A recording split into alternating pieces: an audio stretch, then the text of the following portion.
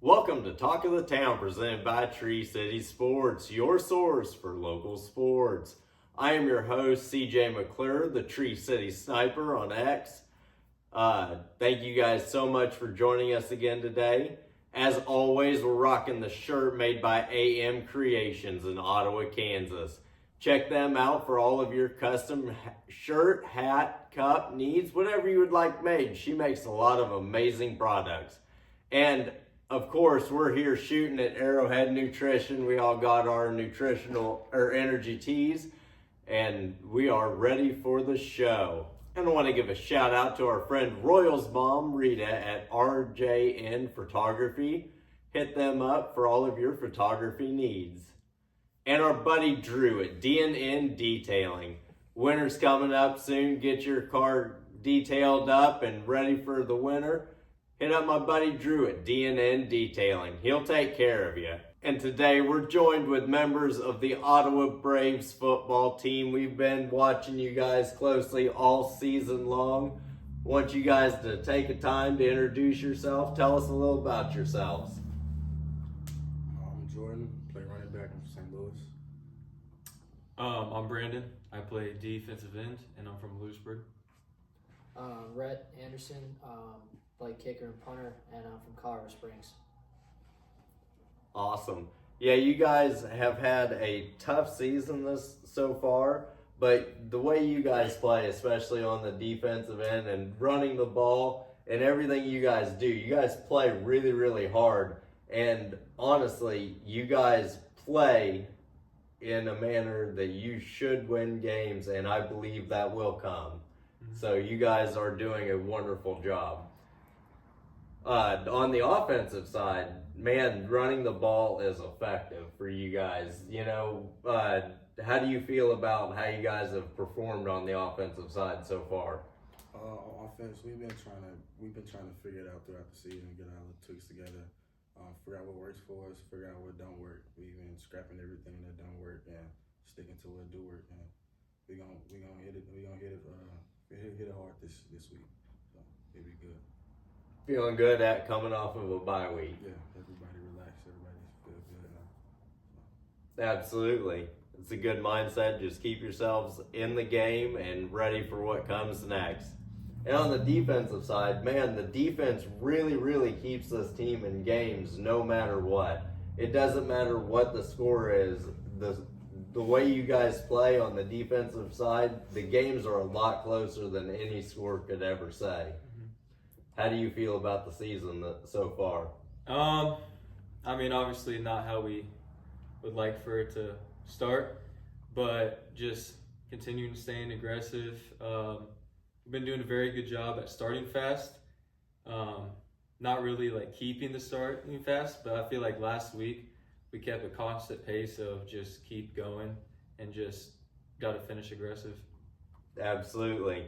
Like I said, you guys have been able to keep yourselves in games no matter what the situation, and you guys have done a great job at that. Now, Rhett, this is something that I've been wanting to ask you for a couple of weeks. There was a situation, I believe it was towards the end of the first half, that you had an opportunity that they could have sent you out for about a 50-some yard field goal. Mm-hmm. I want to know, if they had sent you out, what would have gone through your mind? And I have the faith that you would have made it, but that would have been an awesome thing to have seen. But like, how would that have made you feel? It would have felt good. I mean, I was ready. I think you're talking about the Evangel game. We were driving down, I think it was second quarter, and I think it was about like 54-yarder on the right hash. And I think the reason we didn't go for it is I didn't communicate to Coach that I was good from there, like in warm-ups and stuff like that. Coach Kramer normally asks me what my target line is and everything. And after they had gone for it, I told him, I was like, hey, like I could have, well, that's good to know now. Should have told us earlier. So yeah. I think that's on me in terms of telling them. Because there was another time too where they were asking me, it was towards the end of the game. I think it was Bethel, and we were driving before we went to overtime.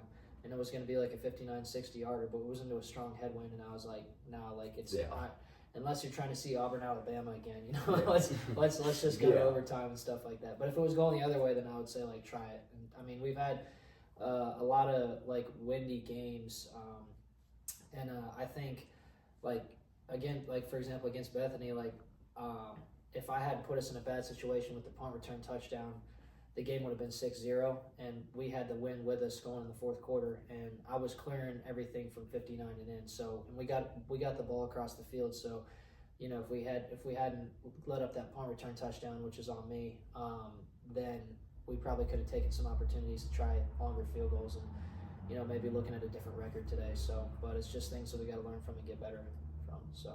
Yeah, absolutely. And I know I was standing there on the sideline during the Evangel game, and I was sitting there. That fourth down came, and I was sitting there going, "Oh, this is Rhett's chance, and I'm going to get to see it." Yeah. And man, I was a little disappointed. I'm not gonna lie, but well, I'll just stay ready, and hopefully we'll have some more opportunities down the stretch. But, yeah, absolutely. But if we score touchdowns all the time, I'm cool with that too. So just want the team to win. So. Yeah, if you're kicking field goals at the end of the game because you're trying to run the clock out, that's cool too. That's yeah. Garbage time kicks, I'm cool with any kicks. So. Yeah, exactly. Extra points. Yeah, you're real cool with those. Yep. Yes, sir. Oh. So the offense, you guys, like I said, you guys have played really hard, and you're running the ball really well. And Taylor, when he's able to stay in the pocket and deliver passes, is really, really good. But the amount of turnovers have cost you guys somewhat in the games, in big moments especially. How do you guys come back from that with a positive mindset and know that you're going to get better? We just know that when it comes to turnovers, it comes from miscommunication, or it'll come from just it's one small thing in a play and it mess up. So we need 1 of 11 on every play. Everybody got to do their job and do their job right, and we can turn it around. We can do anything we want. We got a lot of talent on offense, like across the board. So as long as we use our guys, use them how we're supposed to use them, and we set up our blocks, we hit our blocks hard. As long as we execute what's put in front of us, and then we should be good. We will be good, honestly. So.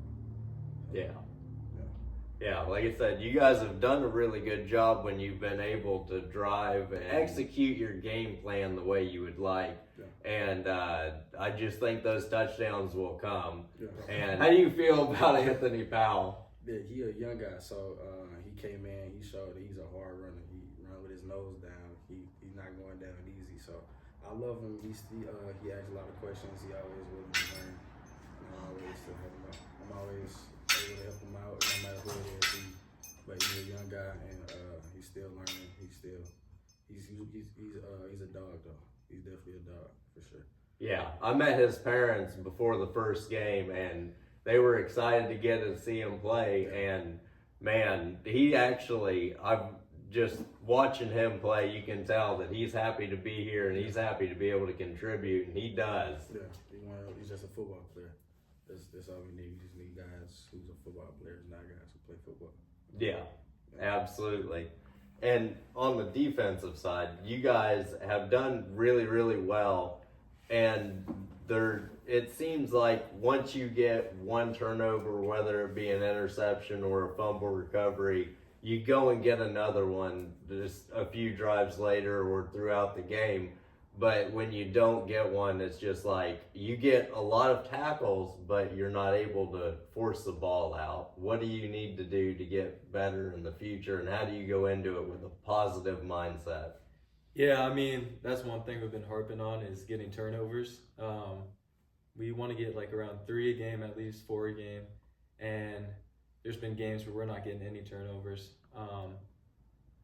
I mean, the biggest thing is first guy that comes, wraps him up, and then every other guy that comes in just has to start punching the ball out. And I mean, we got one last week where the same thing happened. We got him wrapped up, and then Christian Obregon, he came in, hit the ball out. So turnover is definitely a big thing that we got to get going for the second half of the season to start helping our offense more. Yeah, and special teams wise, you guys have done a really, really good job of kick and punt returns. Like, on the returning side, you guys have been able to set yourself up on the offensive side with really good field position several times throughout the course of the season. It just seems like it doesn't work out in the way that you would like, and you don't come away with the points that you would like. So, but you guys are working hard at that. You can tell that you guys play really, really hard. So That's where we just gotta finish our drives. That's what we said. We gotta finish every drive. Take it one drive at a time. We can learn from what we did the first time, and we gotta finish. That's it. That's the name of the game. Just finishing. yep, absolutely. Yeah, and the game that Taylor had 4 interceptions, I texted him after the game and talked to him and told him, keep your head up. These things, it'll come to you. You're working at it and you're doing great. Just keep your head up and stay focused on the positive. Yeah, So it's football. Every game not gonna be perfect. So exactly. And you guys have had that target on your back coming in as the KCAC champion. So you knew that this year every game was gonna be played hard. Yeah. Yeah, definitely. I mean, we came in, I think, too confident, thinking like, oh, it's going to happen again. And obviously didn't start how we want to, but I mean, it can still happen. It's just if we just got to keep going. I mean, Yeah, well, there's no other choice but to march on and Yeah. continue to the next game. we gotta run the table and finish out strong. Yep, absolutely. And man, starting off your first few games against really, really top-notch teams, I mean, that's really difficult too. So you guys were not playing the worst teams that you could play. So you guys were playing the top of the KCAC. So, and you guys, like I said, especially defensively, you guys have held your own in every single one of those games. Bethel, I was standing there on the sidelines and I was so disappointed because I was literally 15 feet away from where he caught that ball in the end zone. And I will say on record that I swear that ball touched the ground. I had a perfect line of sight, and that ball touched the ground. That should have been an incomplete pass, and you should have had another chance to get the ball back and or end the game with a turnover. So, yeah, I mean, that was hard. He was a freshman, and he came out and he was playing really good. He did. And I mean, he played it well. I mean, we think he dropped the ball. So, I mean, it's a tough break on him, but he's playing his heart out. I mean, being a freshman. I mean, So, yeah, I've been on the sideline for a few plays where it's either been a big catch on the sideline, especially a big catch on the sideline. I think it was D'Anthony Curtis that almost took me out a couple games ago. I was standing there on the sideline and he comes in and then what game was it? I think it was the first game against Southwestern maybe, that I was standing there on the sideline and I think it was the game Elijah had an interception, and when he fell out of bounds, I went and I got the broadcast footage of him falling, and I'm literally right there next to me, or right next to him. And I didn't have my phone recording at the time he caught it. It was literally just the aftermath of him rolling, getting up and celebrating. Oh.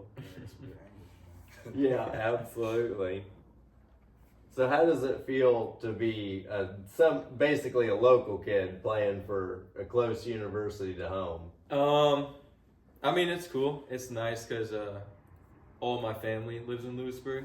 So they always come down every week and come support me. And then, I mean, it's just a short 35-minute drive home. So, I mean, it's cool because, like, in high school, Ottawa was in my league.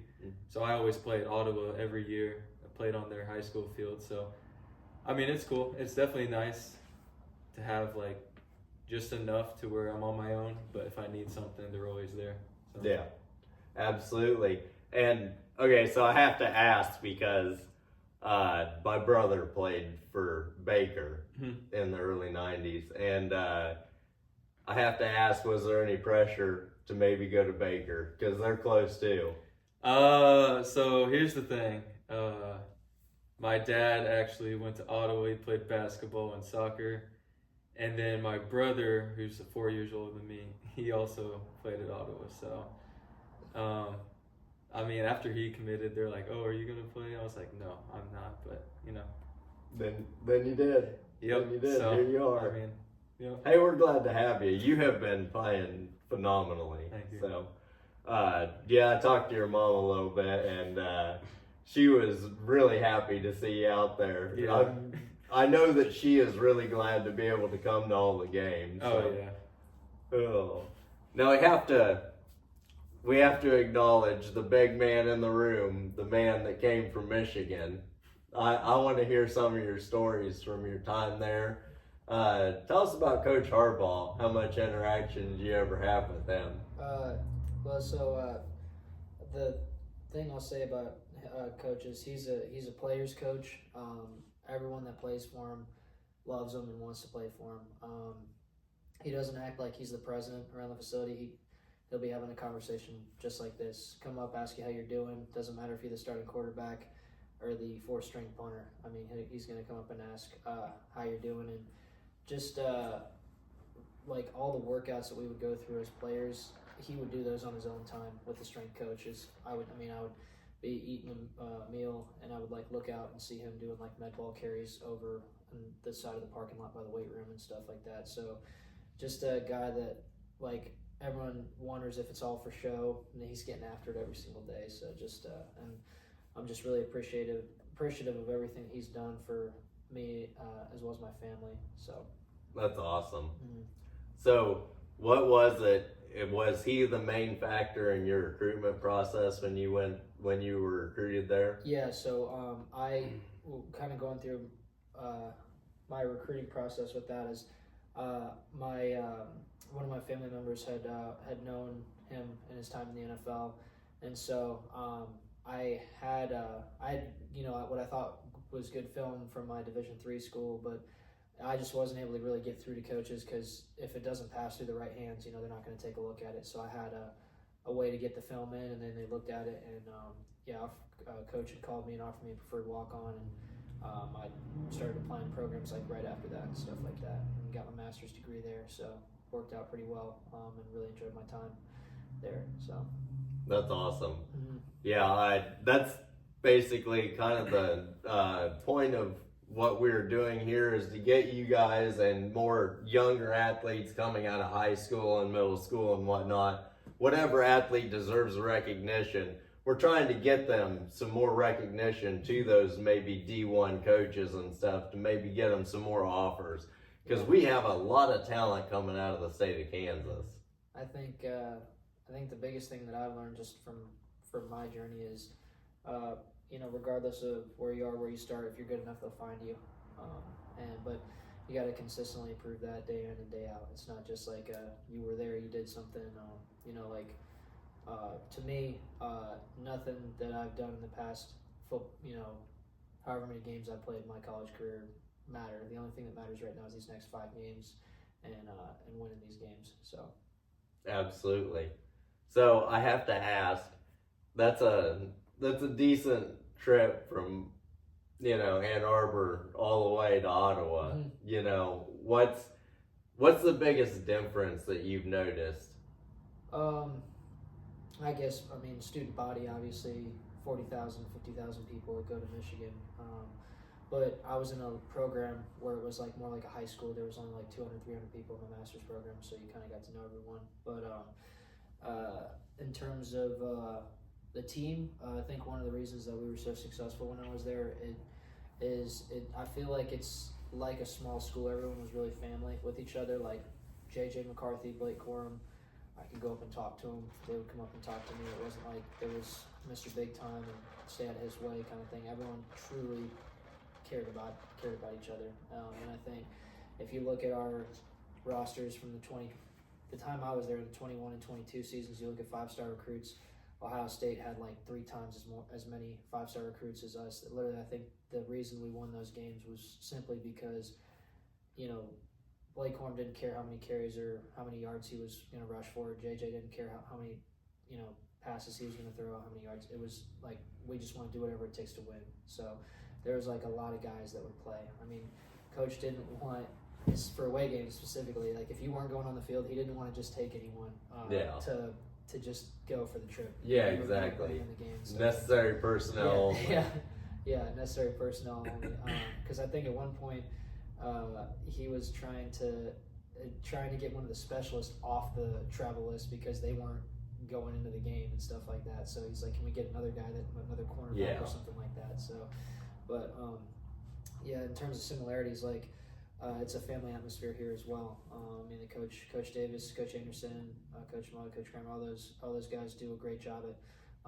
You know, I know our record may not show it, but I think everyone truly cares about each other in this program, and I think that this team is the same way. You can go up and talk to anyone. There's no one that thinks that they're above the team or anything like that. So that's a big similarity between here and where I was. So Absolutely. And I have to say, I have to give a shout out to my man, Will Howard at Ohio State. I'm sorry, but Will Howard did great things for K-State, and I am extremely appreciative of everything that he gave to the University of Kansas State. So shout out to Will Howard. I know Ohio State fans are salty about that slide, but now you know how we feel. It happened to us. We understand. Oh, and I want to go back to you guys. In your recruitment process coming out of high school, what was it like for you coming from St. Louis? So Ottawa's my third school now. I went to William Jewell at first. That's where I met Taylor. Mm-hmm. And then I hit the portal right and I ended up at Emporia State. So I've been in Kansas for a minute now. So and now I'm here at Ottawa, and I'm gonna finish out my football career here, my college football career here, and we, really see what's happening next. Yeah, absolutely. Yeah. So, The cool thing about Emporia State is now they've got Coach Mike Gundy's son. Yeah, So he turned it up over there. He's doing a really good job. He's turned it up for sure. Your recruitment process, was it basically an open and shut case with you? Not really. I mean, I wanted to play baseball, I think, in college, like, just forever. And then I think halfway through, it was like around October, my senior year, I was just like, man, I think I want to play football. So, I mean, I was kind of late to it. So, I mean, the only thing I really had was Ottawa and then I think McPherson. But I'm like, no, I'm not going all the way out there for just nothing. And then I had a walk on to Washburn too, but I was like, I think, and so just came to Ottawa. Felt at home. Yeah. That's Definitely. awesome. So. Yeah, and when you're being recruited heavily out of high school, it's a lot different than when you decide to go after it, when you're late in high school. But I have to ask, how much potential is there for you to Bo Jackson it and be a dual sport athlete? I don't know about that. I kind of like my spring, like Roman Stapleton, to relax. I remember last year, me and a couple of my buddies, AJ and then Cody Presley, they were like, hey, one of the jab throwers, like, hey, like, come out, like, just throw some jab. I was like, yeah, kind of like throwing it like almost like a spear. I thought it was kind of cool. Yeah. I went out there. I mean, I liked it, but I was like, I'd rather just chill out. Yeah. Enjoy your time. Yeah, same thing with lacrosse too. They were trying to get us to do lacrosse, and I mean, it sounds cool and stuff, but I don't think in the spring I need to be waking up at 6 a.m. Yeah, I can understand that. You just went through a grueling season and you're just like, I just want to rest for the next few months. Definitely. Oh. Did you guys, any of you ever play in any state championship games in high school? I won, my team, the CBC, we won 2 state championships my freshman and sophomore year. So we won back to back. That's awesome. Yeah. Congratulations, because that's a pretty cool deal. Yeah, it was pretty nice. It was first year was up at Missouri State, and then second year was at Missouri. Yeah. So it was pretty cool. Yeah, I've got a friend, a close friend that's a Mizzou fan, and it's just sad to see your friends choose a school like that, but we support them no matter what. Did you play with anybody that ended up going to Mizzou? That's a good question. 4 years. I don't know. So a lot of guys from St. Louis end up at Mizzou. Whether it's walking on or a full ride. You got me thinking now because I really don't know if somebody go to Mizzou? It's not that many guys still playing football for my class, so Yeah. I don't think so. I don't think they ever went to Mizzou. Got a couple guys upstate. Really? State, yeah. Yeah, Cam Babb, Cameron Brown. That's pretty awesome. Yeah, but a lot of guys go D1 from high school. Yeah. I know my senior year we got hit with COVID, so a lot of those D1 offers they went through the drain because COVID messed up everybody's scholarships and everything. So that's a whole thing. So. It was rough for everybody, especially fans where we couldn't go and support our teams. Yeah. We had I know as a player we can only have 2 people at a game, so all our crowds was dead. Yeah. It was no excitement in no games. So. Yeah, man, watching any game on TV when you know it should be a packed house and it should be rocking and it's just dead silent. You can hear every little whisper the players say. It's not the same at all. Yeah. They can't trash talk the same because they're getting yelled at. Hey, you can't say that on TV. You're mic'd up. There's a mic too close to you. Exactly. Yeah. Oh. So. What about you? You play any state championship games? No. We always made it to playoffs, and then if it was either the first round or second round, we'd always play Bishop Mies or St. James, which are private schools where they recruit kids from all around. So then they would play like 6A and 5A schools all year long and like beat them. And then they come down to 4A because they like stay below the line of. And so no, we'd always lose to them. Then every year they go and win the state championship. So Yeah. yeah. Hey, you made the playoffs, so that's still something to be proud of. That's not nothing. Yeah. So if it makes you feel better, you guys are gonna feel real good after this because the high school that I went to, I grew up close to Williamsburg out here, just south. And by the time I got into high school, we had consolidated Pomona, Appanoose, and Williamsburg, all 3 into one school. And this school, while I was in high school, it was either my sophomore and junior year or my junior and senior year. Between basketball and football, we won a total of 2 games those 2 years. That's crazy.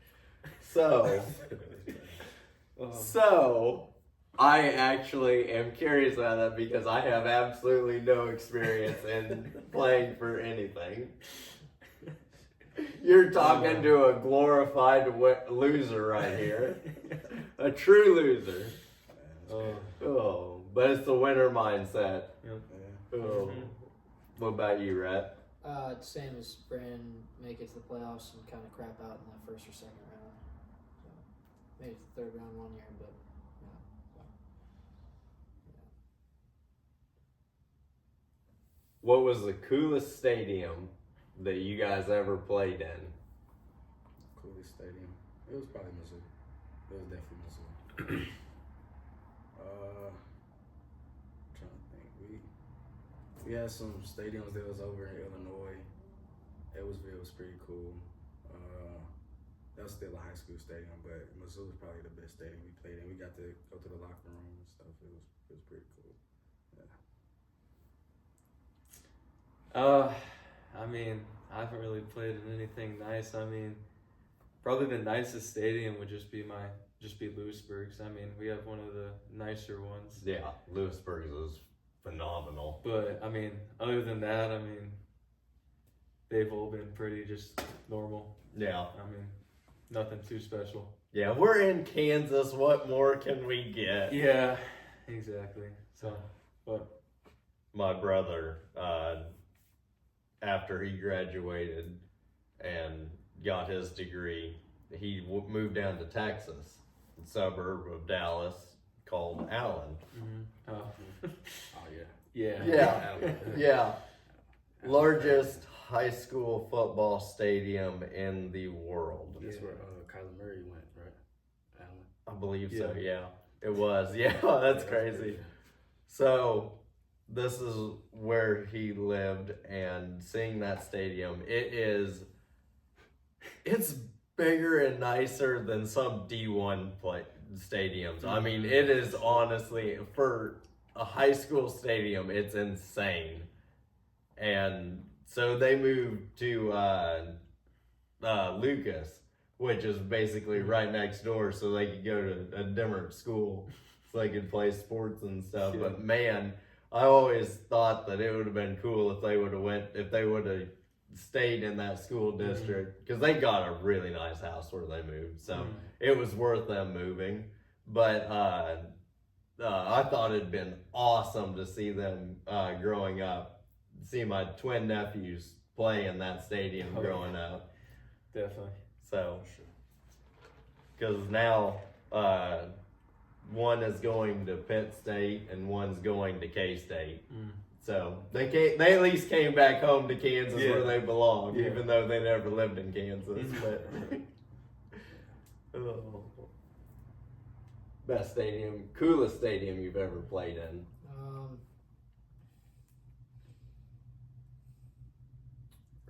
I really like the Cardinals. Yeah, I know.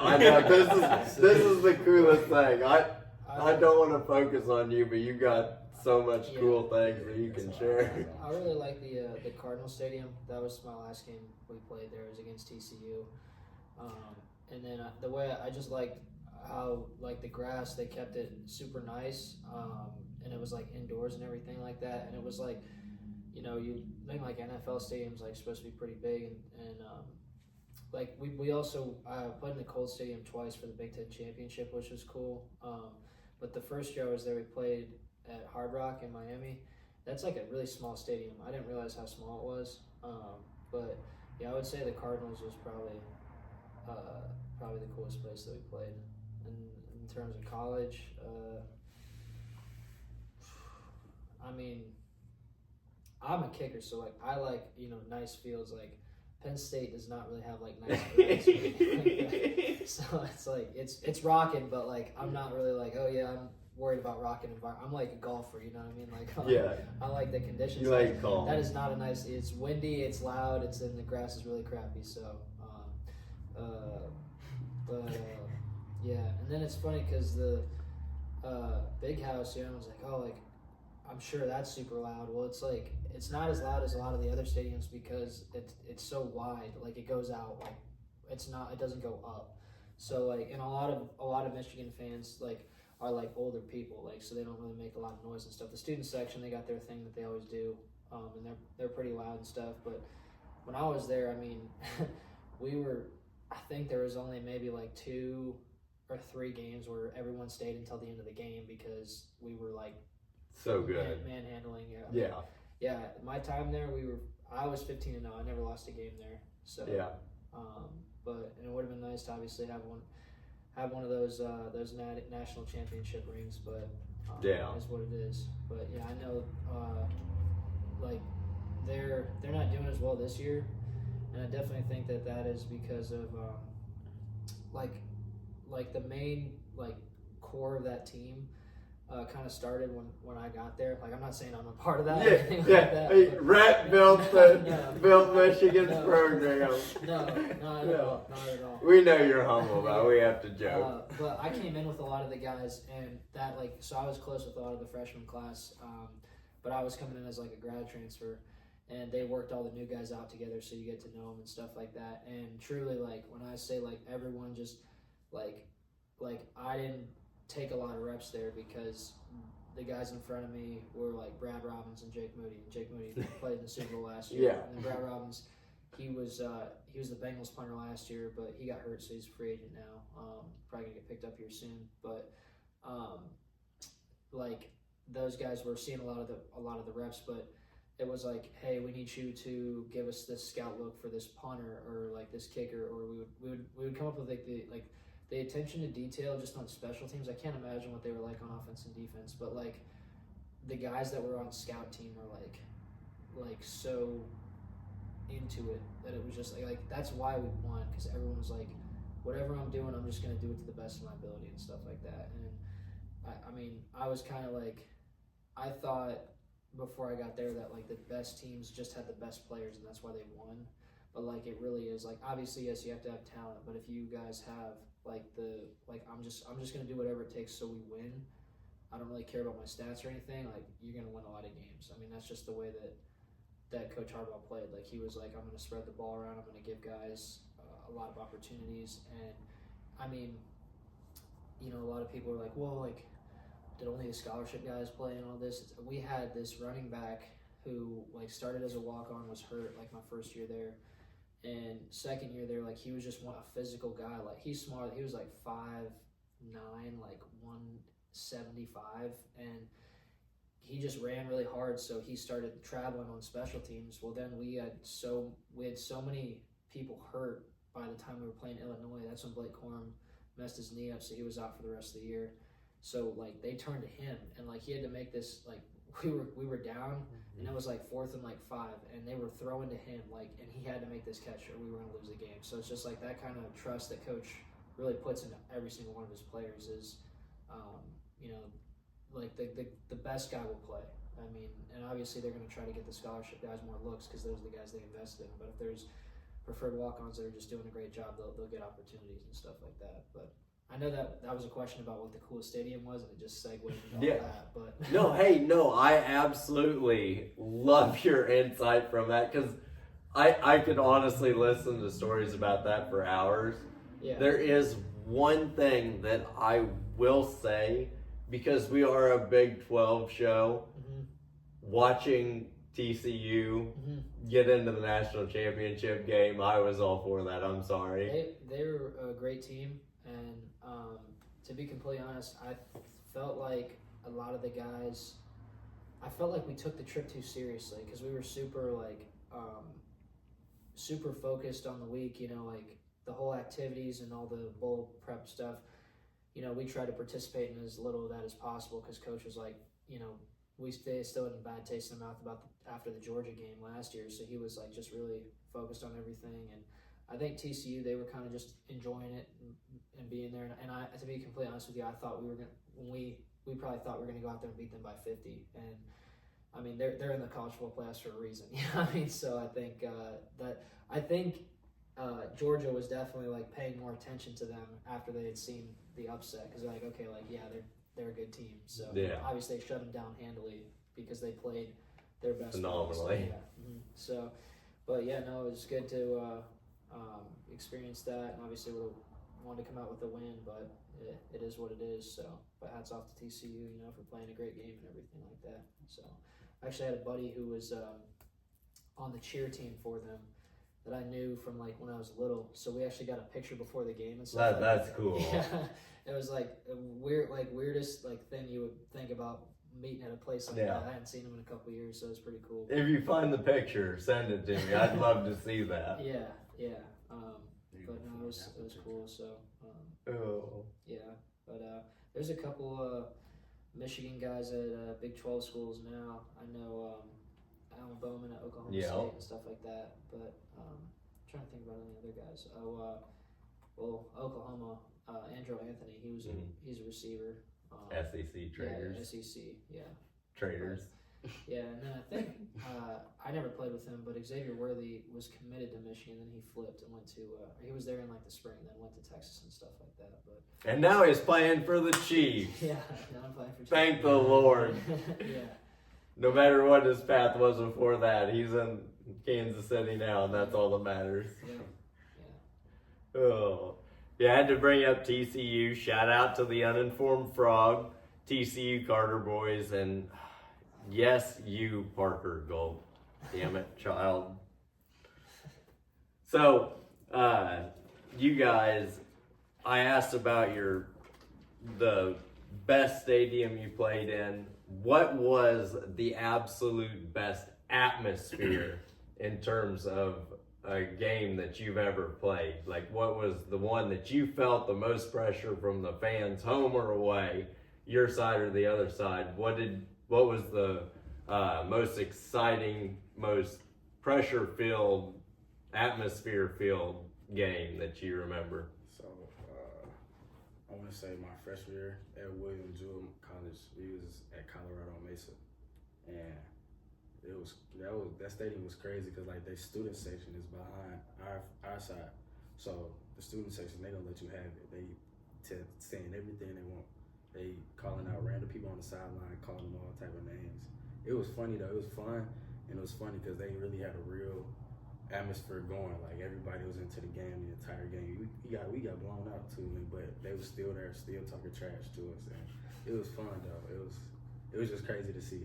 And then Lindenwood, my sophomore year, I probably had the most fun in that game. I was back at home, back in St. Louis, and like it was just their atmosphere too. They had a good DJ going, a good crowd, and it was like I feel good. That's like even though we lost, like I think the whole team we was just like fed off their energy in some weird type of way, and we played one of our best games, even though we lost. But because Lindenwood was D1 at that time, it was their first year being D1, but we went there and we played one of our best games just because of their atmosphere. So it was pretty cool. It was pretty nice to be there. Yeah, absolutely. Yeah. I would say probably the K-Dub game last year. Yeah. I mean, it was cool just Heard like that a few times.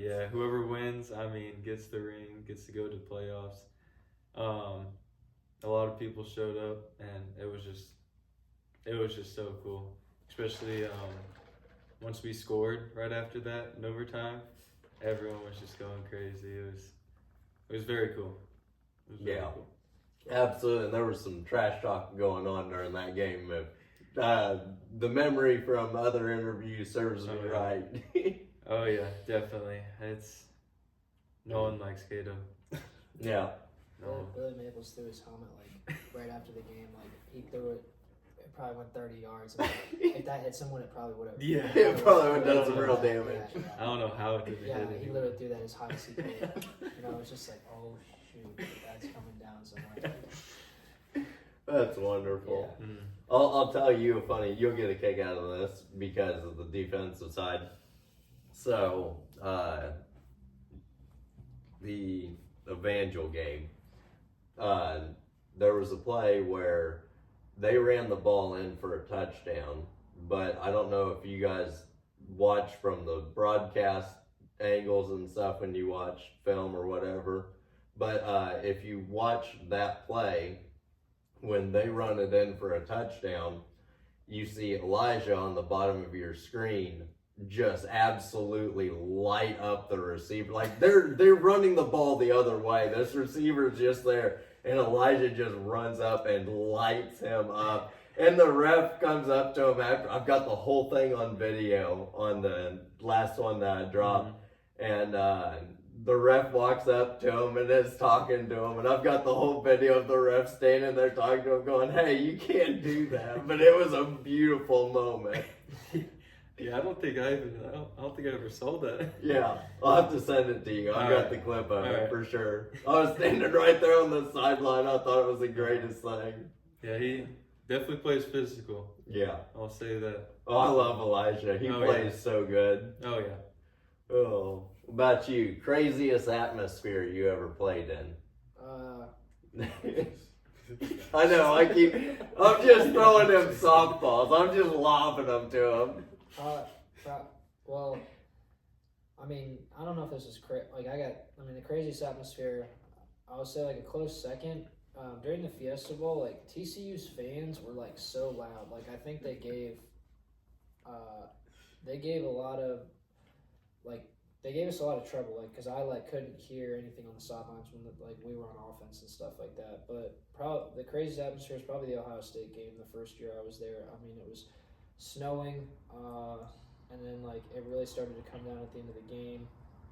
and like when we had kind of felt like we were gonna win, I was like looking around and I was just like, because they don't let people storm the field, but like the guards had moved past the gate and they were gonna let people start coming onto the field. And I was like, oh crap! Lord. Like I was like looking around, like I was looking at the kicking bag. I was like, dude, like I like got it all together and I was like gave it to like an equipment guy. I was like, hey, like try to make sure this makes it back, you know, because we like Protect this with your life. Yeah, right. Well, and then like right after the game was over, they kind of like a couple guys from their team came over to shake hands, but most of them just kind of went up into the locker room, and we probably would have done the same thing if we would have lost and stuff like that. But like I just had like, you know, it was one point we were on the field and then I was surrounded by like just fans, and they were trying to like pick stuff off of me. They're like, can I have your mouthpiece? Can I have your top? I was like, why would you want that? Yeah, You know? because it's from a big Yeah. game and you can sell that big money on Yeah, eBay. I literally like couldn't get back to the locker room,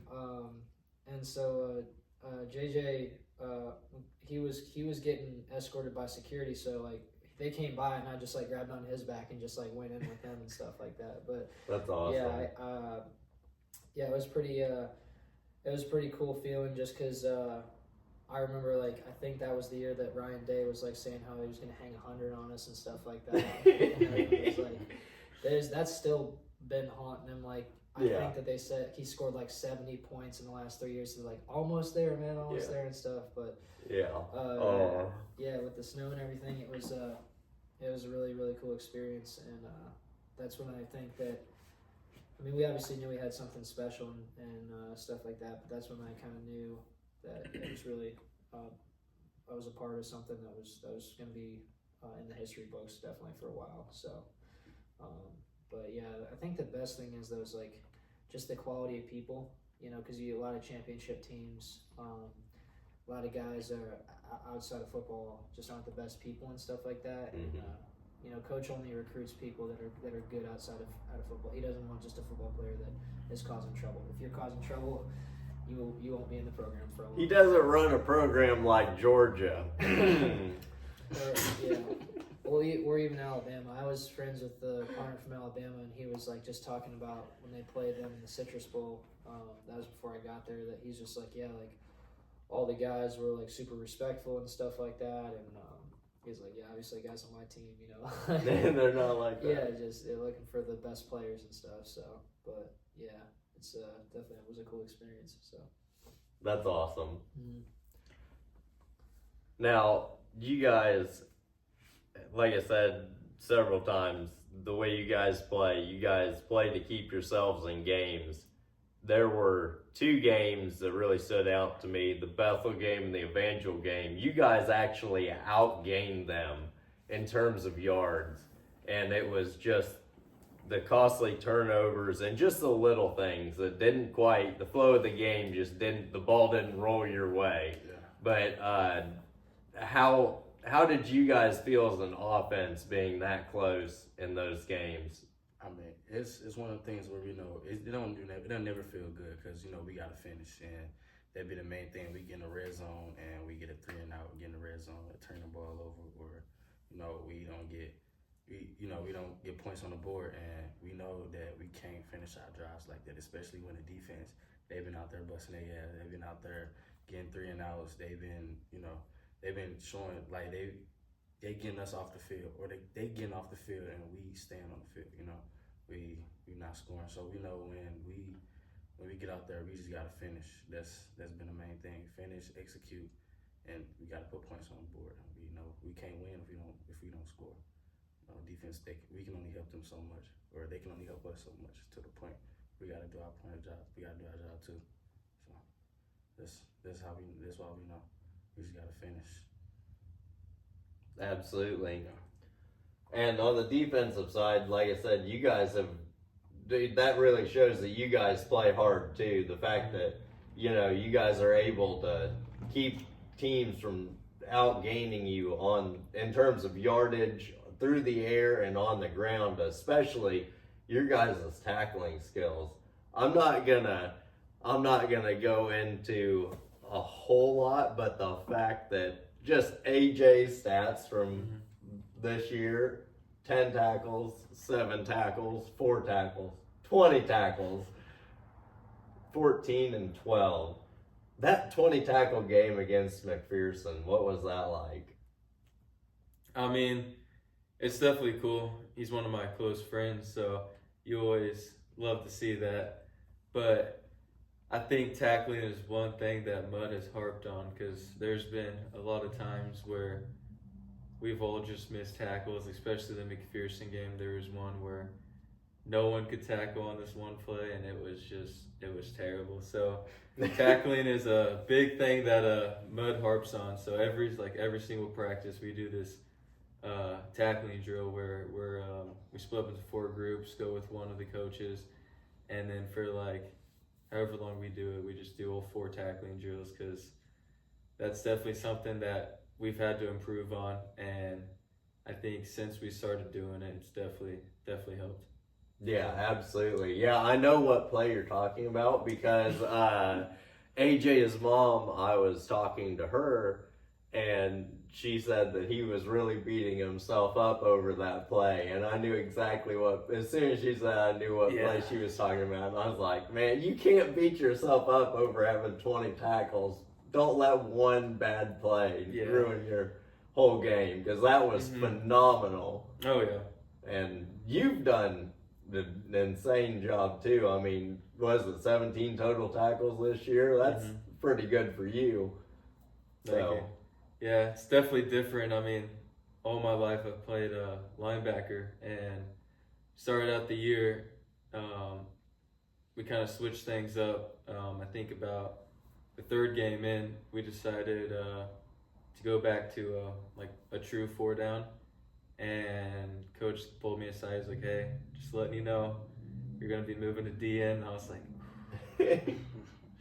because I mean, in terms of it, I mean, I am a lot smaller than I would say the Evangel. They had a 6'6", 345-pound dude. I'm just like, oh my gosh, because I mean, he's about 6 inches taller than me and 120 pounds more than me. I'm like, oh, jeez. But no, it's definitely been a different transition for me going down on the D-line. But it's fun, though. I mean, it's definitely a whole different thing than I'm used to.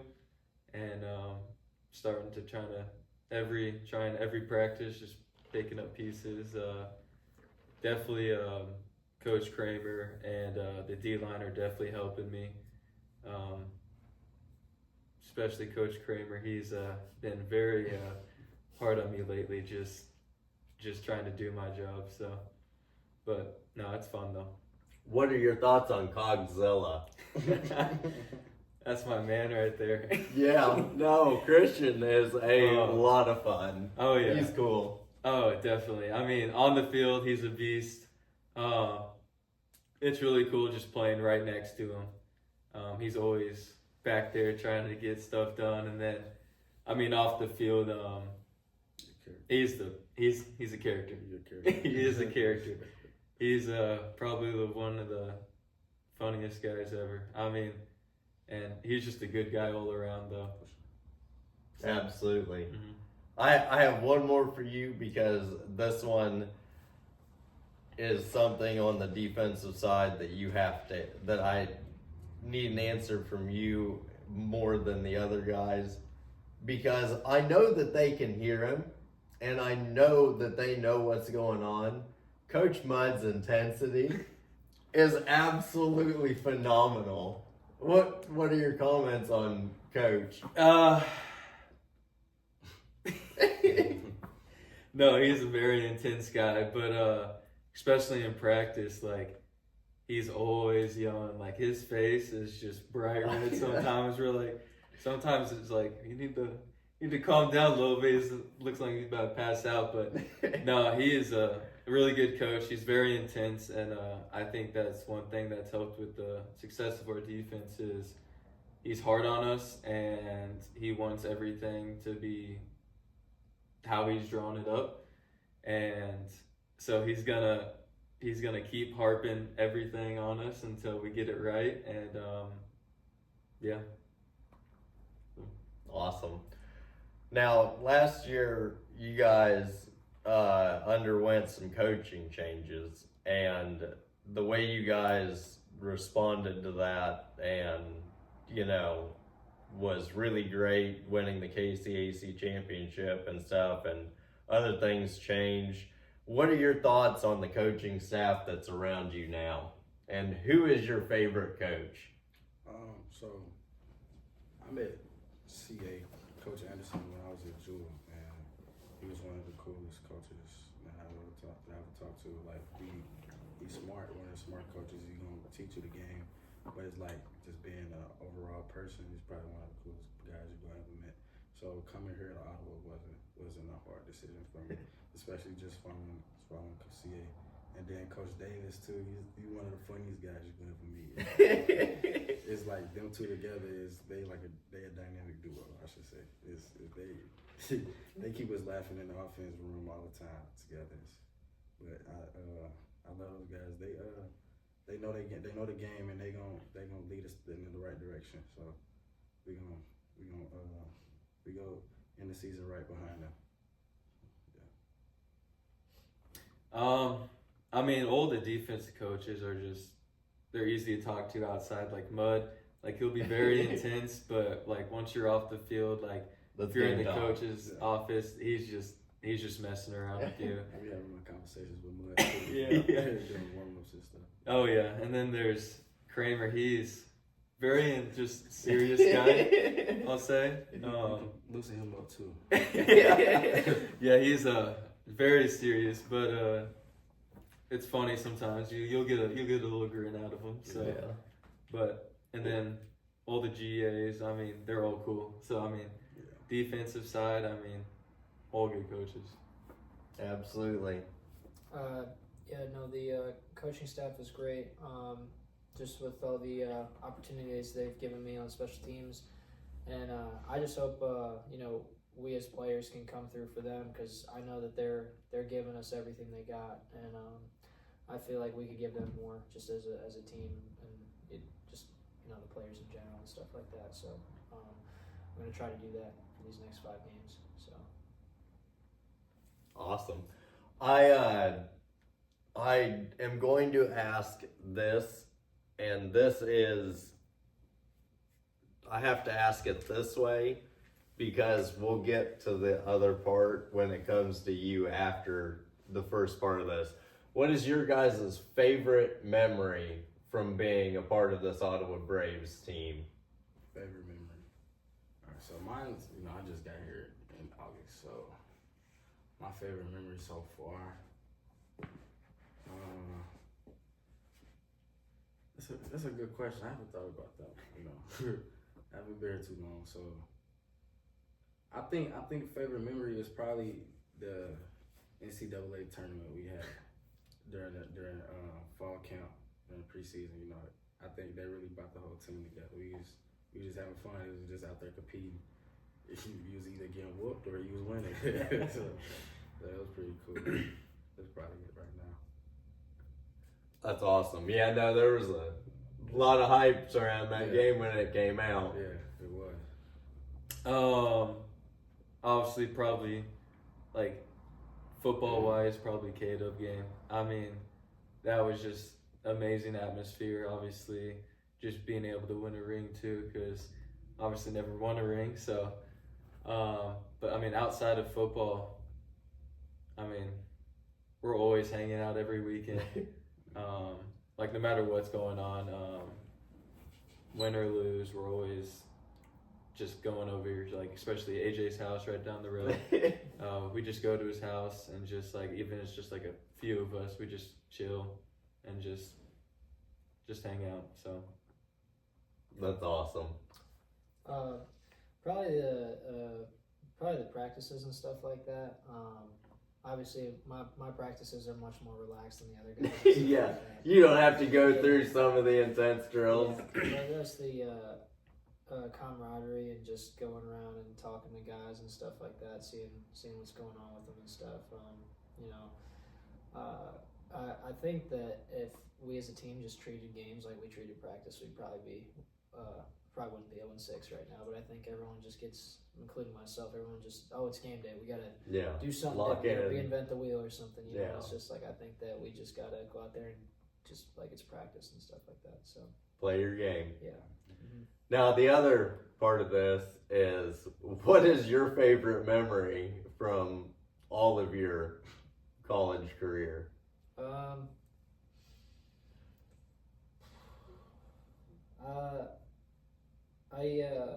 It's actually funny. My sophomore year, when I was at my Division III school, it was during, I think it was the homecoming game. It was like, I had thought I not cost us the game, but like, this school that I was at, like, didn't really like to kick field goals before I got there. So like, this was like, they had sent me out for 2, but they were like short ones, and I made both of them. And so this was gonna be my 3rd attempt on the season. It was like a longer one. It was like 38, 39 yards, you know, so obviously not too long, but I hooked it, and like, we would have been up 10, game would have been over. So it was like, we were still up 7, and I came off the field, and I was just like, you know, excuse my French, but you know, like crap and stuff like that. So I was like, they're never going to send me out for another one again. Like, the coach doesn't even he came up to me, he's like, I like to score touchdowns, I don't like to kick field goals. Like, and he like walked out. I was like, okay. I don't know. You didn't take that. You didn't take that from what it was. Yeah, I was like, well, I don't know. I was like, he said that to me, like, and I was like, is he like mad at me, or is he insulting me? He said that at the beginning of the season, and but I mean, once I got there, they started giving me more opportunities and stuff, and also like, we went down in the 4th quarter, or the other team went down and scored, and I was like, crap, like, because I came off the sidelines after I missed that, and everyone's like, bro, like, we're gonna need you, like, lock in, you know, and I'm like, yeah, right, you know what I mean? So I go sit on the bench, and then they scored. I was like, yeah, crap, like, I gotta go start warming up again and stuff like that. And then looked like we were gonna go to overtime, but we had like 20-yard gain on the first play, and then like threw like a 25-30-yard pass across the middle, and then they clocked it, and I was running out there with like 3 seconds left. It was 47-yard field goal, and I like blacked out. I blacked out for that moment, because I had like thought about like what I would do in a situation like that. I'd gone over it a bunch of times, and then it's like, I forgot all of it. Yeah, kicked it, and I thought it was gonna be short, and my holder was like, I love you, man. He like tackled me before I even saw it go through, and I was like, dang, like, we're about to look really stupid if that didn't go through. Yeah. And then like, I saw people like that were not on the field, like DBs and stuff. I was like, okay, obviously it went through. Literally though, it was a dog pile, and like, I could not see. You were at the bottom. I couldn't see anything. Well, like, some of the linemen were trying to like protect me, because like they had like kind of gone like this, like, and then someone jumped on them, and then like, and I just remember we're at the bottom of the pile, and I can't see anything. It's dark, and I just hear someone go, "Get the off of me!" And they started like pulling everyone off the pile, and then they like put me on their shoulders, and I was like, the thing that I like had like visualized so much was like, it was Big 12 football, but like when Texas A&M and Texas were still in the Big 12, and Justin Tucker hit that game winner at Kyle Field. Yeah. And they put him on his shoulders, and they dogpiled him, and like when they put him on his shoulders, he was doing the horns up. Yeah. Like, so I started doing the horns up, because like that's what I just like, it didn't make any sense, but Just for the record, horns down every day. Oh yeah, because they're in the SEC now, but Traders. Yeah, that was probably my favorite memory. Like, obviously, it was a great memory. Getting to play at Michigan and everything like that, and I enjoyed my time there as well. But just in terms of like a moment that you always kind of like think about and just kind of keep in your hat, just to know that, you know, you got something, you got like a clutch factor to you and stuff like that. And I just want to be able to come through for the team if they need me to. So You kicked the game winner, and that's what's most important. But that's obviously like what every specialist dreams about. Yeah. Until you're right there, and then you're like, shit, no. I don't know about this, man. Maybe, hopefully the offense can just score or something like that. But no, you got to go out there and do the best you can. So. Yeah, absolutely. So, when you guys are on the field and those big game moments, and when you're driving down the field and you know you need to score a touchdown, what is going through your mind as a running back every time they hand you the ball? What's your thoughts, go through your just emotions after you get a big play and a big time moment? So it's like, when you read the play, you know you're gonna run. You like first thing you think I got to score. It's just that's the first thought. I got to score no matter what play it is. But obviously, you know, as a running back, it's a progression. So you gotta read what's in front of you first. You can't be expecting to score every play, especially a running back. You can't expect to score. It's not possible. So it's not possible to score every play. But it's one of those things where it's a mindset where you go into it and you know you gotta make the best of the play that's coming in front of you. You gotta, if it's green, you gotta take it, and if it's not, you gotta make something happen. You can't go out there and you can't. Excuse me, but you can't shit the bed. So you know you gotta go out there. You gotta be real. You gotta make a play, and that's just the mindset I go into every snap. Like you gotta make something happen. You know? Yeah. Yeah. And when you're on the defensive side and you know you have to make a big stop, what is going through your mind? You know, they're on the D line. You know, what are your thoughts? Not only in those big moments, but when you break through and you're able to get to the quarterback as a group and you know get the sack and stop the momentum. Well, obviously, after we get the play, you know, you kind of think in your head like, all right, this is what I gotta do. If this happens, this is what I gotta do. And then sometimes it just like you don't really think about it right after, like right before it's about to start. And then it's just kind of just instincts at that point almost. I mean, you've been playing this game all your life. I mean, you just gotta just do what you know you're supposed to do. And once it all happens, I mean, it's a great feeling. So. Yeah, absolutely. And honestly, your guys' third down stops this year, the amount of third down stops and fourth down stops that you guys have is absolutely incredible. You guys really keep yourselves in these games no matter what. Yeah, that's one thing that Mudd is really big on is third down stops. He always wants us to win more than 70%, so they only complete third downs 30% of the time. And so he's really big about us getting off the field on third downs especially. And then last week I think was our biggest one of that because I think they were 2 for 15 on third down and 0 for 2 on fourth down. So that is one thing that Mudd is really big on is getting off the field. Yeah, absolutely. I'll ask this. Which coach do you think is the most methodical in their game plan? Methodical? Because I know that they are all great coaches and everything they do with tremendous detail, but who is the most methodical with their game plan? On offense? Either one. Out of the whole team. Yeah, I think.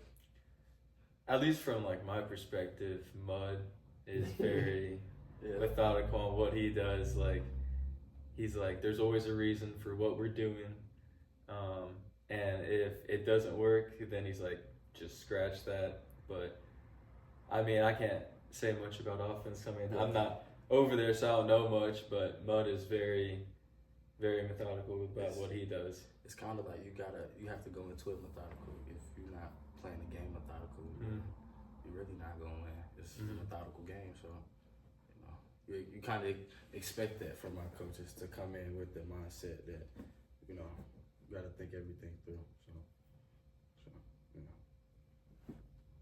So I mean, I'm only really coached by one coach, and he's pretty methodical. So Yeah.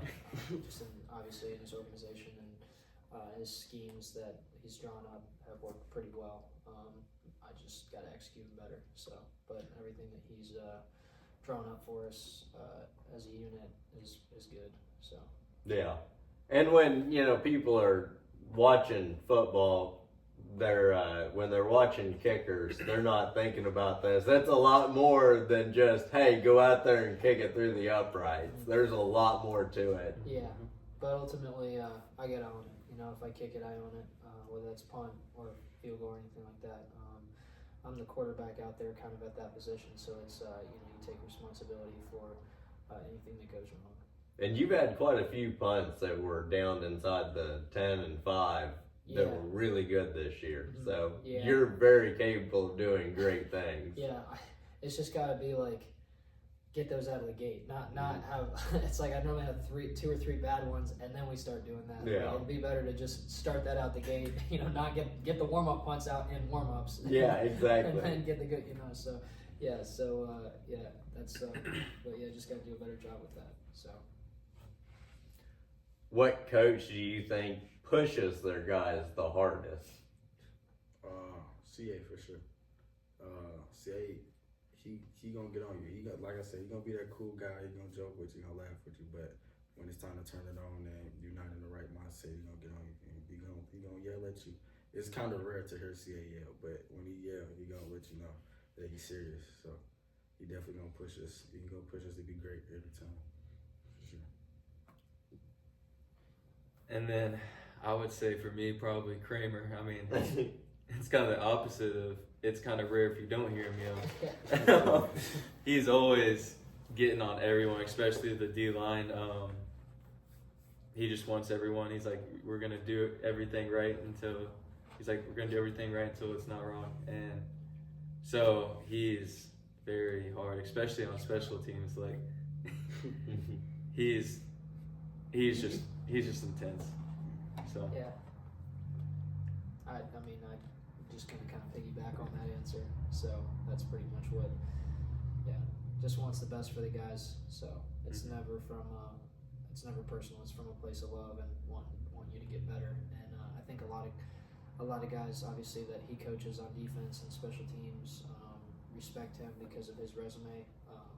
Playing at Oklahoma, having a cup of coffee in the NFL and stuff like that. So just that's one thing about our coaching staff is we've got a lot of the coaches that have played it, seen it, done it, and I think that even the ones that haven't, they're still, they know what they're talking about, and I think we just got to buy into what they're preaching and believe in us. So Absolutely. This is kind of a fun one, and it's not meant to be anything serious. Have some fun with this one. What is when you're in the middle of a grueling practice, what is the worst punishment you've ever had to do to make up for something that you did? Mine would be at Emporia State. We had to do board pushes. So board pushes is a little 2x4, and you gotta push it long ways across the field and back, and there's one. And depending on what you did, you might get 1, you might get 2, or you might get 4, 8, and down and back is 1. So 2 of them, there's 4 down and backs, and it's gonna kill you for sure. I'm glad it's after the end of practice, not beginning of practice, because if you do it before practice, you're gonna be tired the rest of the practice. You're gonna be feeling it the rest of practice. But yeah, it's pretty bad though. I would say here it's just we do a lot of up downs. So like I remember one day I think we did about 100 up downs or something like that, and it was like in the beginning and middle of practice. So then you got to go back out there, and your arms are dead. And then in high school we did I can't remember what they're called, but basically you start out, do 10 push-ups, then you run down the field, 10 push-ups, run back. Every time you get to the end zone, it's like 10 push-ups. Then you have to bear crawl all the way down, forward roll, like crab walk, like do like squat jumps 100 yards. That one was not fun at all. A little rough. Yeah, but so if you so when I was up at Michigan, everyone stayed in a hotel for camp, and so if you showed up late to practice in camp, it was like, well, camp they made a specialist that was like late to weightlifting. Right, I will not be late. Like I think 150 times, like on a like piece of paper, and then he had to like give that to them. And then guys that were late in camp, like they would be with the strength coach the entire practice, like full pads, like running intervals on the bikes, like as fast as you can go for 30 seconds, and then like you're going for like a break for 10 seconds as fast as you can go for 30 seconds. and then like taking like the 100-pound med balls, doing med ball carries across the field like ropes, like to the point where they just were like, and it was in full pads too. It's not like they made them keep their helmet on and everything like that. So it was just like you just didn't want to be that guy, and luckily I was never that guy. But yeah, it didn't look like a lot of fun. So, but yeah. So. Yeah. Well, you guys, when you are going through a season like this, I have the feeling that you guys are going to finish strong, but what does it take mentally to shift the momentum into your favor to finish strong? I think it's that factor that we know if we lose any one of these last 5 games, then our chance at the playoffs is done. So I feel like alone that should be the motivation for all of us, that if we lose, we done basically. But we know that what's in front of us, like they said, we did it before, they did it last year. So we know we can run the table, we can finish strong. But it takes that motivation inside everybody else to know what can we do better individually, and what have we done over the last 6 games that didn't work, and what did work, and how we can execute from there. I mean, he said it like how it is. I mean, I think the biggest thing is just coming together as just a whole. I mean, I think one thing that like I remember last year, especially at the end, is like whenever the defense came off the bench, like came off the field, like we'd sit on the bench for a little bit and then we'd get up and cheer. And then same thing with the offense, is they'd get up and cheer. I think that's one big thing that needs to start happening too, is because like I know like I come off the field, I'm tired, and I go sit down on that bench until like we kind of have to like go back out there. But I think one thing is just coming together as a whole, not only like during the week, but especially on game days, is just getting up there and just having all the energy in the world. Because when we have all that energy, the other team can see that, and it just makes us play at a different level. So yeah, absolutely. And one thing that I noticed that when you celebrate on the sidelines after a big play defensively, but you celebrate and then it's right back to work. And that's what's great about you guys. There was one where you guys had just come off the field the last home game. You guys had just got a big 3rd down stop, and I'm filming you guys on the sidelines as you're getting settled on the bench, and then you guys blocked the punt. Mm-hmm. Yeah, that was really cool. I mean, Kramer said all week, he's like, we are gonna block a punt this week, and he said it, I think every single day that we had like a special teams meeting, and especially Fridays, like if we don't block a punt. But I mean, it definitely happened. He's always out there. He always has a game plan for something, putting us in the best possible situations to succeed, especially on special teams. And that's a big play of the game where you block that punt, and it definitely is something that everyone loves to see. So yeah, absolutely. Yeah, no, that was a great play. Mm-hmm. And I had to go back and watch it on the broadcast replay because I was like, oh man, I missed it because I'm over here filming the defense as they came off the field. And then the whole sideline behind me erupts because they blocked it. Yeah, that was a cool moment. Definitely.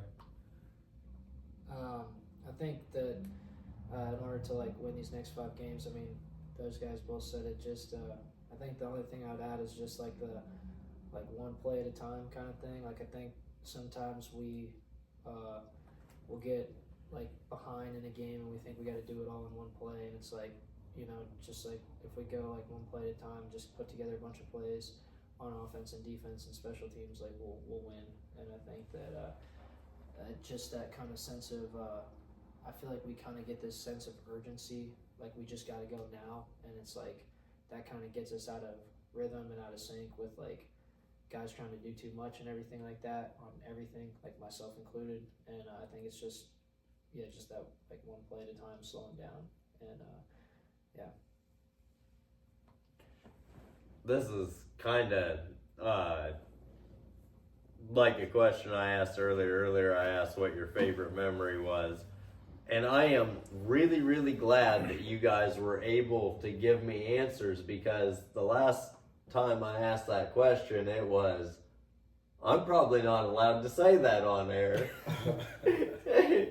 So, yeah, you guys that was a good answer. So, I was appreciative of that. So, But this one, when you guys are unwinding after a big game, what do you guys do? Do you guys do things together as a team? We'll go through, what do you do after a win? You know, do you guys stick together as a team, go hang out together, or what's your after game routine? After the game, you need to get some rest. I feel like it's mandatory. Just go chill for a minute. But later that night, you can go celebrate with your teammates. You know. Keep it as celebrate with your teammates. That's Yeah. what we'll stick with. Yep. That's it. Stick with that. Yep. Yep. Safest Yeah, answer. rest and celebrate with teammates. Yep. Yep. Yep. One thing I was impressed with was in the game against Southwestern. I went into the locker room to interview Elijah, and the stack of pizzas that Pizza Hut had donated. Oh my Lord. How many of those pizzas do you think you guys could realistically, if you wanted to, go through? Probably 1.5. Yeah, about 1.5. That's every game though. We get a lot of pizza after every game. Yeah, I mean, for some reason, like after games, sometimes like I don't even feel like hungry. Like I'll have like, I think so what we do, especially on away games, is like we split a pizza. So like it's like 4 pieces. So, but I remember that day especially, I walked in the locker room, saw all the pizzas, and took off all my stuff, cut off all my tape, went back, and there was no pizza left. I was like, are you kidding me? Yeah. So. Yeah. What's your favorite after game meal? After game meal? What game is that? Probably Evangel, I think. But we had tacos out there. Oh, at the tailgate. Yeah. That was pretty good because, you know, right after the game, you get be hungry right after the game. Oh, yeah. The tacos, they was real good. So. Yeah, the Reyes. Yeah. Yeah. For sure. Yep, those guys, they're great people. Yeah, for sure. So. Yeah, they're great. I think like after every single game, I think I just have pizza.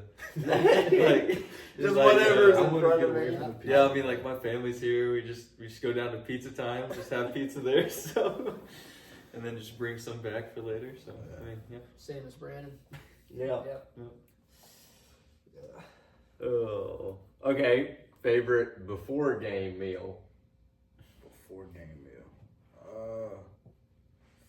See, right before the game, I don't like to eat a lot, but I feel like when I'm at my best, it's kind of when I just get up and make my own stuff, make a little egg, sausage, French toast, or waffle, whatever. So, breakfast, that type of breakfast. Breakfast is my favorite food in general. So, It's hard to beat that. It's good no matter what time of the day. literally, any time of the day you can make breakfast. So. Yeah. Can't go wrong with biscuits and gravy. No. I mean, like what he said. I mean, I think breakfast definitely just waking up, eggs, and then especially like if we do eat in the calf and they do have breakfast like biscuits and gravy, always was my go-to. So, but I mean, if it's like a later game, we'll always have like chicken, rice, pasta, which is good, but sometimes it's like, Too heavy. yeah. So. Yeah, just something light. You know, but I try to eat enough to where I'm like not hungry during the game. But I think one of the games I ate too much before because I was like just like tired on the sidelines. Like, you know, I was like, man, I could really go for a nap right now.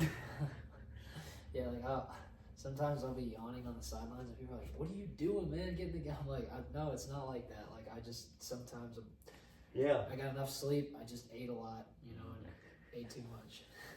If it makes you feel better, if I'm not doing anything and if I sit down for 5 minutes, I'm asleep and my kids are waking me up 2 hours later and I've got a kink in my neck. Yeah. what is your game day routine? From the time you get up till you kick off, till you get done, then you go to bed. It depends on the time of the game. So if we got an early game, then get up. We got our team meal before, and then it's before the game. I always get a stretch in. Like when I wake up, I stretch, and then if I can, I'll make something to eat. But if not, then you just eat at the cab. And then I'm pretty much listening to music the whole game. I mean, the whole day. Like every minute before up to the game, I'm listening to some type of music. My playlist, whatever it get me hype or get me feeling good, I'm listening to music. That's pretty much, I'm doing that a lot of my time. So then after the game, like I said, you get rest, you go celebrate with your teammates. So that's pretty much it. I'm listening to music most of the day, trying to get my head going. It's a good answer. Yeah. I like to usually shower right before, just waking up and showering, just kind of just wakes me up a bit. And then like if it's like a later game, like Jordan saw me one time, I pushed the coffee table out and I was just stretching in the living room, watching. Always watch College Game Day, especially in the morning or on the bus ride there. I'll watch it.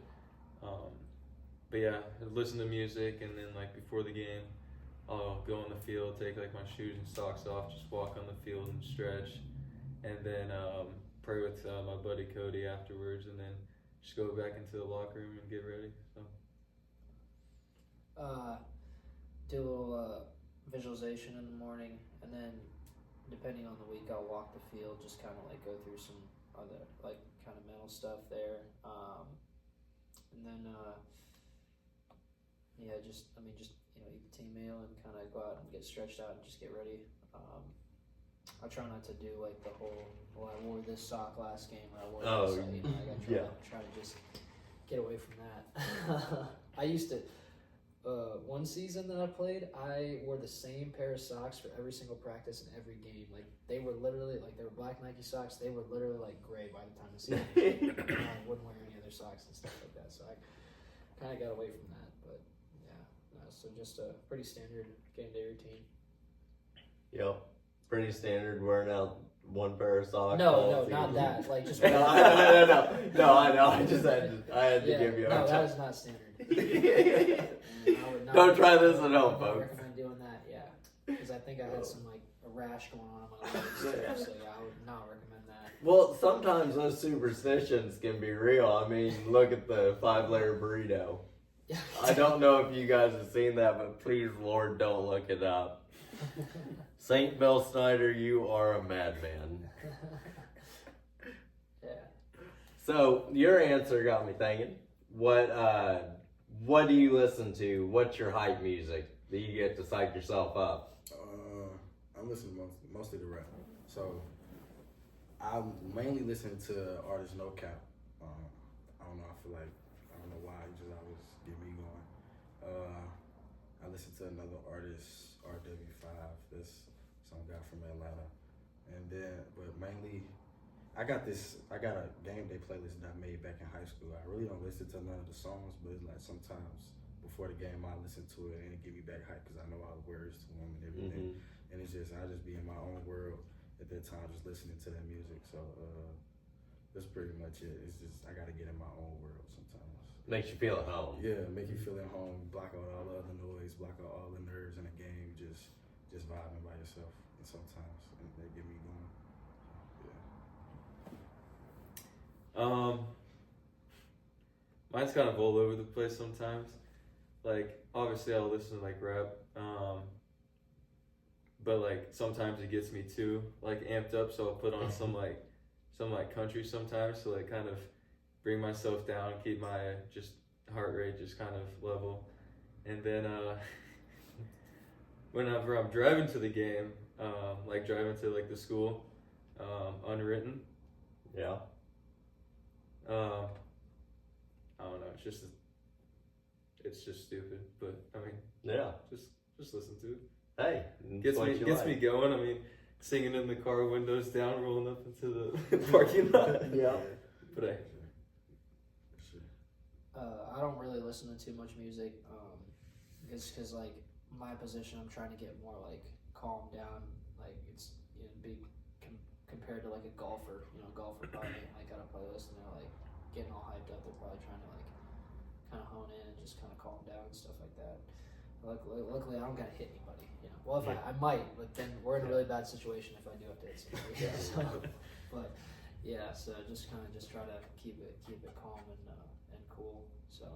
Now, when you do get the chance to hit somebody, do your eyes light up? Do you like, yes, this is it? No, actually, like that's why I chose. I love football, and I played when I was younger, and I just stunk at like tackling people and like big contact and all that. And I was just like, man, like I got to find a way into this game. And like they were like having kicker tryouts. I didn't make the cut for kicker on our team, but I was like, man, I should probably get into that because that guy seems like a lot of mental pressure, but like he's coming off the field and no scratches or anything like that. His jersey's fairly clean. Yeah, want to keep the uniform clean and everything like that. So Yeah. And one thing that I wanted to ask you about, you and I had talked a couple of times during different games before the games and after on the sidelines and stuff about how it was very comparable to golf, being a kicker and stuff. And because I played golf when I was in high school, I wasn't great. I wasn't going to be placing in state or anything, but I played and I understand the mental aspect of it. And the funny thing about the place where we played, our home course out there in Pomona, is really funny because right alongside the first fairway is a set of train tracks. So by the time you've been there for 4 years, you know the train schedule. And you try to use that as your advantage against the other teams that are coming to play on your home course. And you wait strategically. If you know you're close to that time, you maybe stretch a little longer and stuff, and it really throws them off. Yeah, we don't have any train tracks. But Yeah, you don't have to worry about any air horns going off during your kicking. Maybe we could request to have that put in or something like that. Yeah. They only go through when the other team's on the field. Yeah. Now, do they do anything like that to simulate noise when you're kicking? In practice? Yes. Well, last year one time, like we had to play against Avila, like it was supposed to be a torrential downpour, and like I was like, I said to Coach Davis, like, Coach, like, can you like a garden hose and just like spray me or something like that? Like, he's like, and he started like spitting and stuff like that. Like that ain't doing nothing. That's just gross. He was like spitting over like the holder and stuff like that. And I'm just like, all right, like it was funny, but you want to have obviously everyone's like, oh, it's like football weather getting colder and everything, but I'm thinking, crap, like ball's not going to go as far. I'm going to have to be more technically sound with everything, just because it's like you like those, not 85 degree games, but it's high 70s, low 70 games where it's like nice and favorable. A little bit of tailwind if you can get that. But yeah, we played in Bethany. That was awful, like hurricane winds, and it was definitely a struggle. So. Do you guys prefer to play in games like in late August and early September where the temperature is a lot warmer, or do you prefer winter games? I prefer the middle. So let's go October. I think this weather right now is perfect for fall weather because once you get in November, December, it's cold out there. You got snow start falling. It's like everything hurts. So I remember when I was at Jewel, we had a game against Quincy, and it was the last game of the season. It was 30 degrees out there, and it's like their field was built on concrete. So every tackle, every time you hit the ground, it felt like hell. Like everything hurt. So I don't like the cold. I don't like playing cold. It's just everything hurts. But I mean, once you get the adrenaline going, it's cool. But it hurts, especially at running back. You taking hits every play, so it hurts. Yeah, a lot worse than they do when it's hot outside. So yeah, I felt that. I've never liked the cold personally. It just hurts. Yeah. There's no other way to put it. It just hurts. Yep. I spent the first 30 years of my life installing water mains and sewer systems, and we worked for 4 different rural water districts, and we were on call 24/7, 365. And some of those nights when it's below freezing, when you're trying to fix a broken water main that's maybe a 6-inch line, it's not much fun. Oh, about you? I would say definitely October. I mean, just right in the middle to where it's like, it's not too hot or humid, but it's not too cold. It's just like, just a nice breeze. But I mean, I've played in both scenarios. I mean, my freshman year, we were out up at Benedictine, and it was the worst heat I've ever played in. Like, it was so humid. Like, we had on the heavy yellow jerseys that we used to have, and for some reason, like, I'm so happy that at halftime it started lightning and raining, because I don't think any of us could have finished that second half, because like by like the first half we were old, like about to start cramping, and yeah, it was terrible. But I would definitely say around like right now would be the best time. Yeah, and you guys had a game earlier this year that was delayed due to lightning and stuff, and AJ's mom sent me a picture of you guys against the fence and stuff, so that was cool. At least you guys got to have a little bit of fun in the break. Yeah, definitely. What about you, Rhett? Obviously, you like nice, dry conditions where it's... Yeah, warmer temperatures over colder temperatures, just with like ball flight and stuff, like just like a golfer. It's an honor to come on and answer these questions and stuff like that. But yeah, unfortunately, they like to slam us with schoolwork. So yeah, I mean, I'd much rather just answer questions than. Yeah. Oh yeah. Absolutely. Yeah. But, absolutely. And the grades would take a toll. But, yeah. Unfortunately, that's the sacrifice we got to make. Yeah. So, but okay. What is your guys' favorite color scheme that you have? Uniform color scheme. I like those yellow jerseys. The new yellow jerseys. I think black, yellow, black is probably one of the top ones we got, honestly. Like black helmet, yellow, and then black. I think it go together. Great. I do like the new yellow that we got.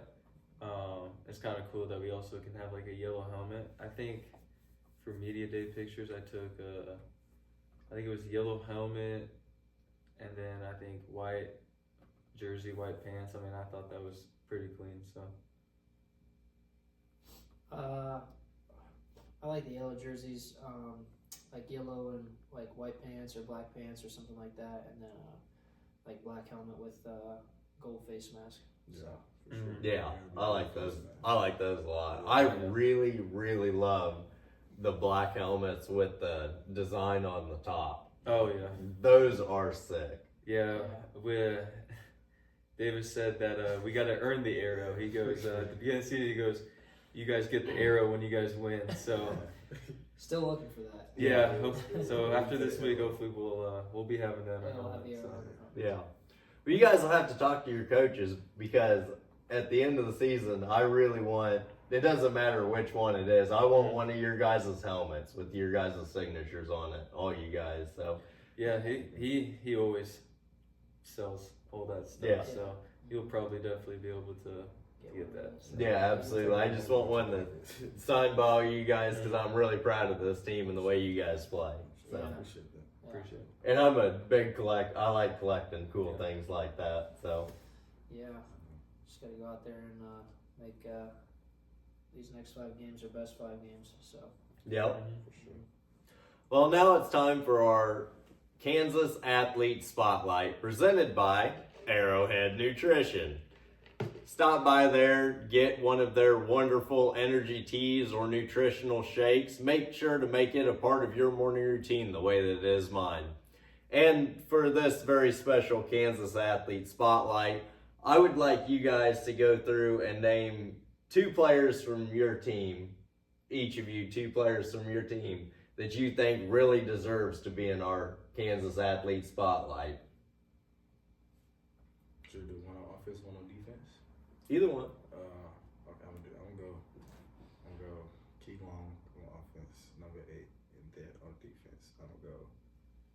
Jonathan Martin, number 3.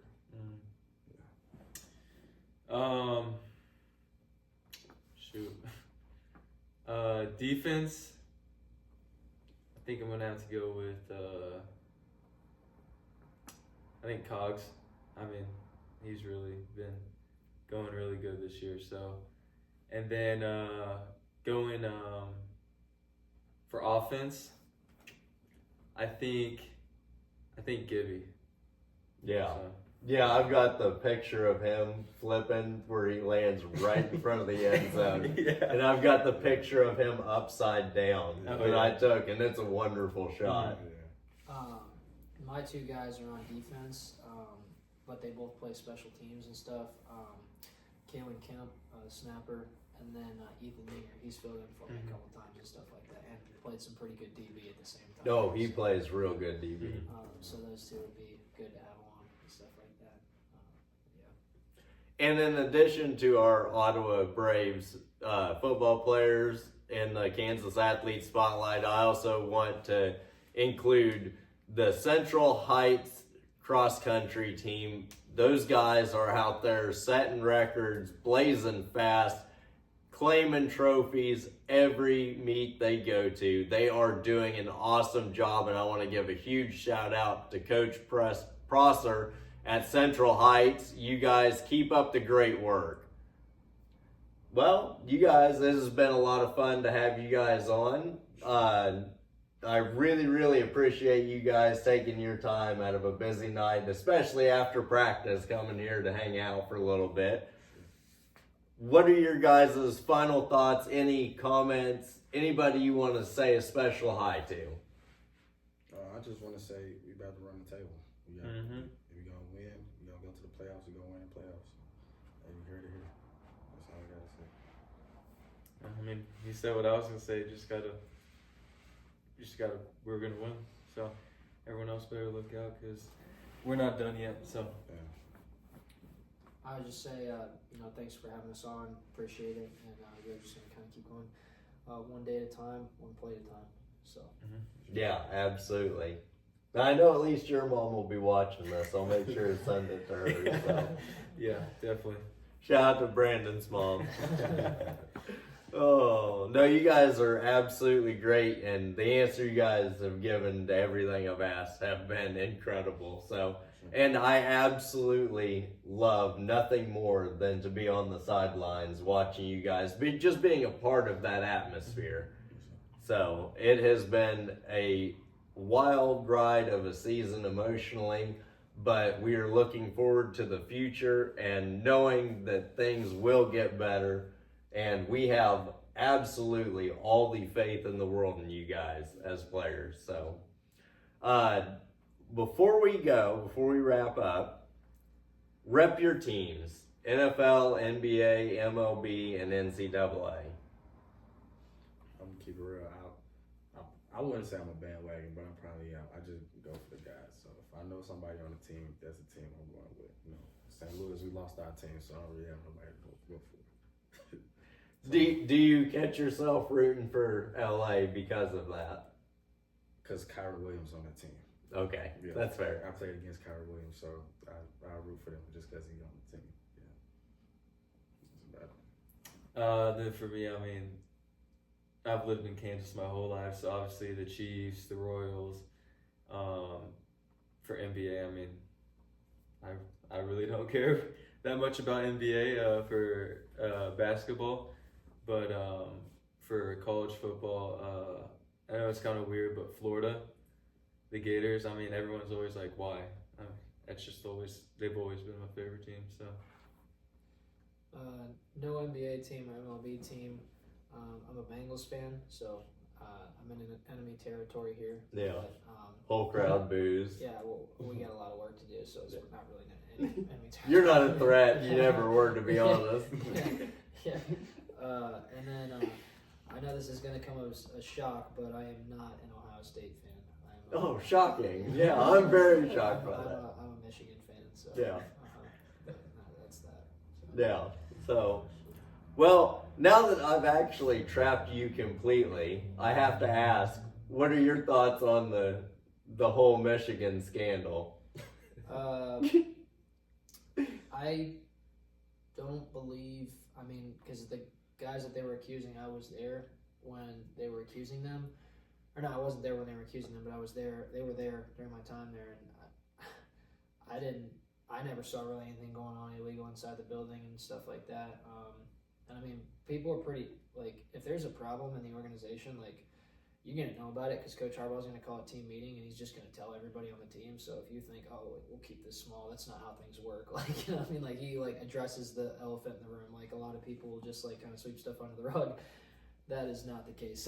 So you got to make sure you're on top of everything. And if you're not, like, they're going to know. I mean, like, I think he started this my first year when I got there, but we go through some more workouts, and then he has the head strength coach get up and give his opinion of every single guy, 139 guys. It's like a 5 hour, sorry, not 5, it's like a 2.5 hour, 3 hour team meeting, and he just goes down the list and is like, gives his honest opinion of you. Like, he called a guy like a whiny little baby, like, to the entire team. Like, so, and then he also, like, oh, does the work he's supposed to do. So just in terms of that scandal, like, I feel like honestly it was more so like trumped up because Michigan was just winning a lot. I mean, there's really, and I think that a lot of teams are like bitter about it, and so because I don't think it's illegal for teams to do like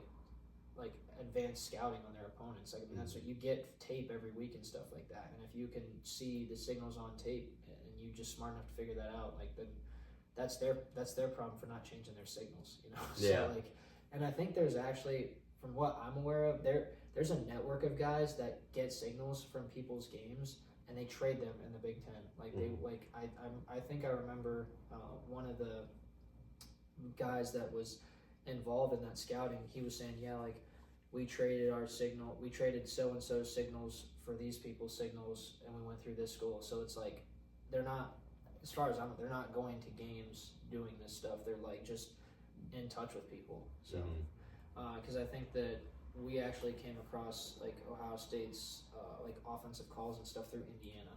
And we gave them, I don't know who we gave them, but it was like, I mean, if the other teams are just going to spill it, I mean, you can't really stop them. Yeah. You can change your signals, but that's going to take a lot of work, and they just didn't want to do it, so they lost. Yeah. And to be fair, if you think Michigan is the only team that does shady things like that, they absolutely are not the only team that's out there scouting advanced, things like you said. Look at the SEC. You think Alabama is not out there doing the same thing? We had, during the Ohio State week, the football facility, there's a bridge that runs over, like, into, like, by the stadium, but, like, it overlooks the practice field. So, like, there was a guy out there, like, I think maybe a week or two before the Ohio State game, like, just filming the practice and stuff. So we just took everything inside. I mean, obviously you can't get inside the building, but yeah, so we would run just like indie periods, like outside and stuff. But any team stuff, we would always run it. I mean, I think they talk about it with. There was a story about Tom Brady saying, like, I don't think we should be running plays out here and stuff like that. And this was when he was with Tampa, and one of the guys on Tampa's team was like, why do you think that? And he's like, I just don't think we should be running plays out here because, you just never know who's, like, looking or who's watching and stuff like that. So got to keep it close to the vest. Yeah. And with the advancement of cameras nowadays, you could be, a quarter mile away and still know what's going on. Yeah. Mm-hmm. Yeah. So you got to really be careful in today's world. It can be dangerous. So. Yeah. Oh. But I thank you guys so much for joining us. I can't wait to have even more of your teammates, and hopefully we'll get Coach Mudd and Coach Anderson and Coach Kramer for sure. We'll get them on the show and we'll have a good time. Oh, yeah. Oh. Perfect. And we have a special surprise that we're ordering some shirts for you guys with our logo on it. So you guys will be able to represent the Tree City Sports, in a special way. So Appreciate that. Thank you. absolutely. So with that in mind, we're going to end this show. Huge shout out to AM Creations in Ottawa, Kansas. Go check them out for all of your custom shirt, hat, cup, keychain, lanyard needs, whatever you would like made. She makes some amazing products, and she's going to be making some shirts for these fine young men. Huge shout out to RJN Photography. Look her up for all of your photography needs. And our buddy Drew at D&N Detailing. I know it's getting time to put your cars away for the winter, but clean them up nice and show ready just for the winter shows if you're able to go. Hit up my buddy Drew at D&N Detailing. And last but absolutely not least, we want to give the biggest shout out in the world to Jared and his entire team at Arrowhead Nutrition, not only for sponsoring our Kansas Athlete Spotlight, but for allowing us to record this episode inside of his shop. And for that and everything that you do for us, we say thank you, Jared. What an exciting episode this has been. We cannot wait to see what the future holds for the Ottawa Braves football team. Until next time, y'all take care now.